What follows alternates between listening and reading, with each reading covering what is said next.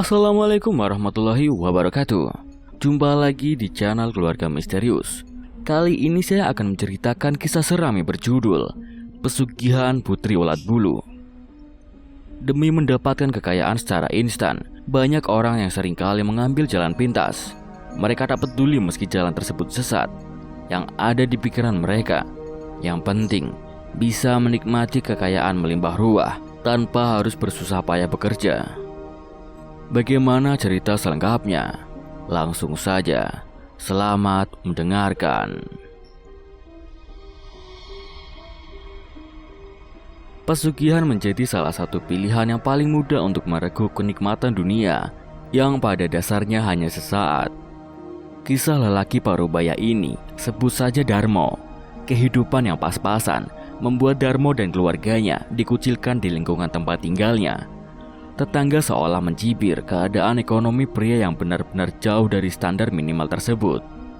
Pekerjaan yang penghasilannya tak seberapa, sementara kedua anaknya masih kecil yang butuh asupan cukup dan bergizi. Aku benar-benar orang sangat terhinakan di tempat ini, gumamnya. Ia merasa tidak jelas lagi perjalanan hidupnya dari hari ke hari, dikurung kemiskinan yang mendera. Dia sudah tidak tahu cara apa lagi yang akan dia tempuh untuk mengubah nasibnya menjadi lebih baik. Darmo pun sudah merasa tidak punya muka untuk sekedar bertamu ke dengan tetangga. Keluhan batin Darmo yang sehari-hari bekerja sebagai buruh harian, rupanya juga dialami oleh istrinya. Sebut saja Rini. Sang istri juga dilanda rasa bosan dalam hidup dengan kondisi serba kesusahan. Mencari uang untuk makan sehari itu rasanya sangat sulit. Belum lagi cibiran dari tetangganya yang membuat Rini jengah. Keimanan pasangan suami istri itu menjadi goyah. Pagi, siang, malam, mereka terjang untuk mencari pundi-pundi rupiah. Saat bekerja di salah satu rumah temannya, Darmo sempat menceritakan kondisi perekonomiannya dan dia mendapat saran agar Darmo pergi menemui orang pintar di sebuah kota kecil daerah Jawa Tengah. Orang pintar yang konon sudah terkenal di kota sekitar sebagai dewa atau penolong bagi warga setempat yang mengalami kesusahan dalam berbagai hal. Darmo yang mendapat saran tersebut langsung menyampaikannya kepada istrinya. Tanpa berpikir panjang, keduanya mencari uang untuk ongkos perjalanan menuju kota tempat tinggal si orang pintar itu. Butuh waktu 1 minggu sampai akhirnya Darmo mendapatkan ongkos untuk pergi ke Jawa Tengah. Dengan mengendarai bus antar kota, akhirnya Darmo sampai di tempat tinggal orang pintar selepas zuhur. Rumah dengan halaman yang banyak pohon membuat rumah itu terlihat nyaman untuk berteduh. Pintu rumah diketuknya. Terdengar orang melangkah dan berdehem pelan dari balik pintu. Daun pintu terbuka lebar menunjukkan seraut wajah yang sudah dipenuhi kurat ketuaan. Kakek itu pun mempersilahkan masuk dan duduk sembari memperkenalkan diri. Panggil saja Mbah Karso. Tepat di depannya terdapat meja kerja dengan segala aksesorisnya yang dipakai oleh perdukunan. Sebuah wadah berisi pasir dijadikan tempat untuk menancapkan lidi dupa. Tak ketinggalan, di sekelilingnya pun banyak sesajen. Kamu sedang kesusahan ya? Datang kemari untuk minta tolong Mbah kan? Kata Mbah Karso sembari menatap Darmo dan sang istri. Benar Mbah, kami sedang dirundung kesusahan, ujar Darmo hendak menceritakan lebih lanjut. Ya, Mbah tahu itu. Anak buah Mbah sudah bilang bahwa kamu akan datang ke sini minta tolong, potong Mbah Karso. Setelah mereka mengobrol, Darmo diminta untuk menginap malam itu oleh Mbah Karso. Karena malam itu saat yang tepat untuk Darmo untuk melakukan ritual. Malam ini kamu tidur di kamar tengah sana. Tetapi jangan kaget bila sesuatu terjadi menjelang tengah malam nanti. Kalau kamu sampai lari ketakutan, maka semua yang kamu inginkan akan hilang, ujar Mbah Karso sebelum mengantarkan tamunya menuju kamar. Darmo hanya bisa patuh pada dukun itu. Di luar rumah terdengar kepak burung malam mencari mangsa. Suara burung hantu di atas pohon dekat jendela kamar. Suasana yang sangat sunyi, dinginnya malam sambil menusuk ke tulang menimbulkan kesan yang menyeramkan membuat Darto dan sang istri sulit tidur. Hush. Segumpal asap muncul dari salah satu sudut kamar. Mereka melihat fenomena yang tak lazim itu. Bulu kuduk Pak Darmo langsung berdiri, merinding. Muncul gumpalan asap membumbung. Kamar pun nyaris tertutup oleh asap putih. Tiba-tiba, asap itu berubah menjadi gumpalan laksa salju, sebelum akhirnya berubah menjadi seekor ulat bulu. Ukuran tubuh ulat bulu itu seperti anak kambing dan terus membengkak hingga sebesar gulungan kasur. Bulu-bulu kasar menutupi sekujur tubuh ulat bulu itu. Melihat apa yang ada di depan, ini sungguh tidak wajar. Mencekam seperti itu. Kini Darmo tidak bisa lagi melarikan diri dari dalam kamar itu, karena rasa takut yang sangat dominan membuat tubuh laki-laki itu tak bisa bergerak. Semua sendi di tubuhnya serasa sulit untuk digerakkan. Tubuhnya seperti merekat kuat di atas balai-balai. Sang ulat bulu pun merayap perlahan menghampiri tubuh Darmo yang menggulung diri di atas tempat tidur. Lalu serta-merta kaki-kaki ulat bulu itu mencengkram dan menindih tubuh Darmo yang nyaris mati karena ketakutan. Akhirnya, ia pun hanya bisa pasrah mengira saat itulah dirinya akan dicabut nyawa oleh ulat bulu berukuran raksasa. Entah berapa lama si ulat bulu itu yang tidak lazim bertengger di atas tubuh Darmo. Lendir berbau wangur dari tubuh ulat bulu itu tercium sangat menyengat di hidung laki-laki itu. Ia pun kini dalam keadaan setengah semaput, alias hampir tak sadarkan diri karena ketakutan. Berikan aku kehangatan, wahai pria jantan. Begitu desas si ulat bulu yang kini menindih erat tubuh Darmo. Entah berapa lama si ulat bulu raksasa itu menggumuli tubuh Darmo. Dia hanya pasrah, tak bisa bergerak ataupun melawan karena takut. Tak disangka, sang ulat bulu berubah menjadi gadis cantik dan menawan. Dalam pertemuan tidak lazim itu, ketika si putri ulat bulu telah mencapai titik klimaks, Darmo merasakan ada sesuatu yang keluar dari bagian bawah perut ulat bulu itu. Dari bagian tubuhnya, keluar buliran-buliran emas bulat sebesar biji kelereng. Darmo yang melihat itu pun tersenyum sumringah. Rasa takutnya sirna dalam sekejap. Ritual aneh yang dilakukan Darmo di rumah Mbah Karso secara perlahan telah mengubah kehidupannya. Setiap melayani siluman itu, maka Darmo akan mendapatkan kepingan emas yang berjumlah sangat banyak, yang jika diuangkan itu bisa ratusan juta rupiah. Itu untuk sekali berhubungan badan dengan sosok sesembahannya. Ia dengan sang istri untuk beberapa hari keluar kampung guna menghindari kecurigaan tetangga. Rumah mereka yang hampir ambruk mereka tinggalkan begitu saja. Untuk beberapa lama kami harus meninggalkan kampung ini, Pak RT. Kebetulan ada kerabat jauh yang minta kami datang dan bekerja di perusahaan miliknya, kata Pak Darmo pamitan kepada Pak RT. Ia hanya bersandiwara, seolah-olah hendak pergi keluar Jawa untuk bekerja.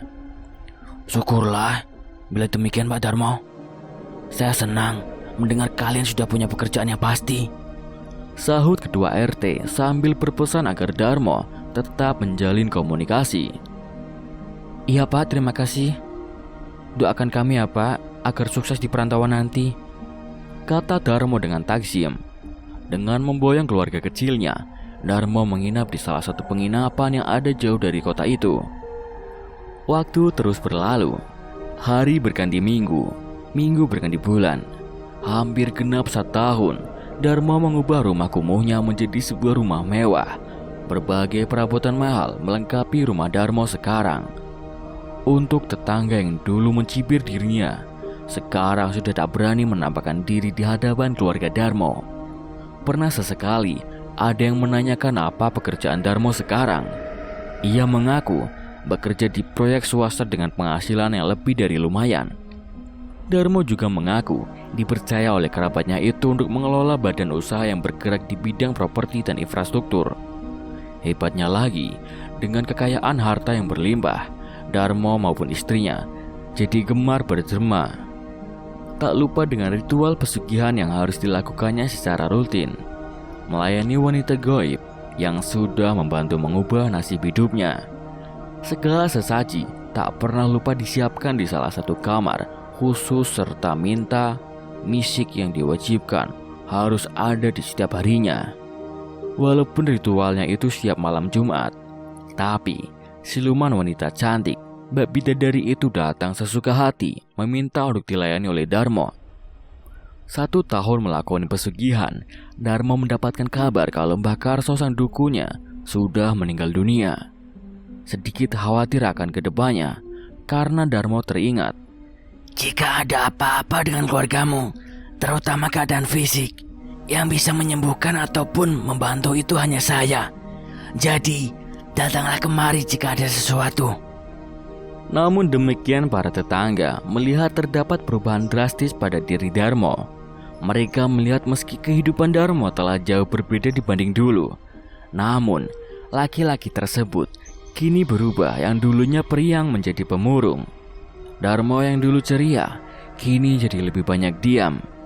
Bobot tubuhnya juga melorot, membuat Darmo terlihat kurus dan pucat. Istrinya juga sekarang jarang keluar rumah. Fisik Darmo pun kian memburuk, hingga pada suatu ketika ia memanggil istrinya. "Aku sudah gak sanggup lagi melakukan semua ini," ujar Darmo mengeluhkan beberapa sendi tubuhnya yang merasa mau lepas. "Kita pergi berobat saja ya ke dokter, supaya sakitnya bisa sembuh seperti sedia kala," sahut sang istri menyimpan kekhawatiran ke suaminya yang akan berhenti melakukan ritual pada malam-malam tertentu. "Dokter tidak bisa membantu. Satu-satunya orang yang bisa menyembuhkannya hanya Mbah Karso. Tapi itu tidak mungkin, karena beliau sekarang sudah wafat," kata Darmo seraya berpikir mencari jalan keluar dari jeratan perempuan siluman Putri Ulat Bulu. Darmo yang sudah merasa sangat lelah melayani sosok kekasih gaibnya itu. Pernah sesekali Darmo tidak melakukan ritualnya di malam Jumat. Sampai akhirnya terlintas ide di benak Darmo, yaitu kamar tempat ritual itu ia bongkar jadi acak-acakan. Di sana tak lagi diberi wewangian parfum yang disukai oleh kekasih gaibnya. Tak ada lagi sesaji yang disiapkan setiap malamnya. Tempat tidurnya pun diganti dengan ranjang kayu yang sudah usang. Namun ide Darmo tidak berarti apa-apa. Bahkan penyakitnya menjadi lebih parah. Kulitnya mengeluarkan bercak merah dan nanah. Darmo tak kuasa untuk tak menggaruk tubuhnya yang gatal. Kelakuannya itu justru menambah kesakitan yang dideritanya. "Aku menyesal telah melanggar pantangan itu, tapi aku lebih menyesal lagi karena sudah melakukan dosa besar." Pada malam Jumat, sang siluman tetap bertandang ke kamar untuk minta dipuaskan syahwatnya. "Darmo, kemarilah." Siluman Putri Ulat Bulu itu mencari Darmo yang ketika itu ia sengaja tidur bersama istrinya di kamar depan.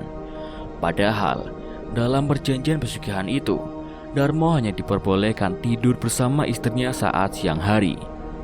"Kamu telah mengkhianati perjanjian, Darmo," kata siluman ulat bulu itu dengan geramnya.